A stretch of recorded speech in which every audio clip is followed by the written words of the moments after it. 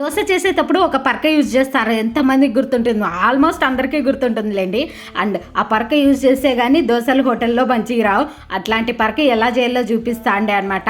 And first అయితే ఇంకా గెర్రెలు ఉంటాయి కదా, అవైతే తీసుకొని వస్తా. అదే కోకోనట్ ట్రీ కాడ గెర్రెలు అంటారనమాట ఈ లీఫ్ని. దాన్ని అయితే తీసుకొని వచ్చుకుంటా ఉండే అనమాట. అండ్ ఒక 2 నేను తీసుకొని వస్తా అండి.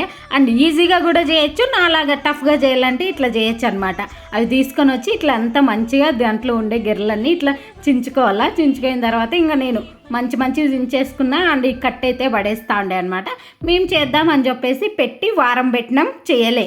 అట్లనే మా అమ్మకు చెప్పినాం అనమాట, మేము చేయలే, నువ్వు చెయ్యి, మేము చూపిస్తామని చెప్పేసి. అండ్ మా అమ్మ అయితే సింపుల్గా ఈజీగా చేస్తా అంటే నాకు ఫ్యూజులు ఎగిరిపోయినాయి. మేమెందుకురా అంత కష్టపడినాం అనిపించింది. అండ్ ఇట్లా అయితే పరక రెడీ చేసేస్తాండి అనమాట. దాంట్లో ఉండే పుల్లులన్నీ తీసేస్తాండే. మీరు ఎంతమంది యూజ్ చేస్తున్నారో లేదో చెప్పండి. మేమే యూజ్ చేయడంలే, పల్లెటూరులో ఉండి అంతా రెడీమేడ్ పరకలు వచ్చేసినాయి కదా ప్లాస్టిక్వి. అంతే, మన పరక అయితే రెడీ అయిపోయింది. సింపుల్ అండ్ ఈజీ, దోశలు పోసుకొని పర్ఫెక్ట్